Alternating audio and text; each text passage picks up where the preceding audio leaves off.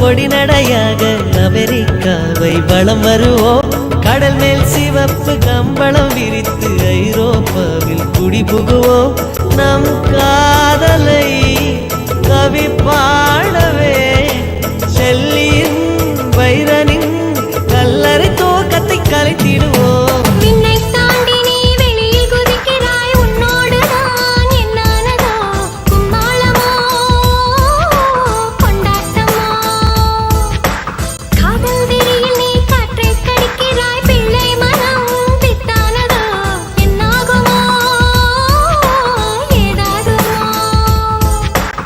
வாடை காற்றுக்கு வயசாச்சு, வாழும் பூமிக்கு வயசாச்சு.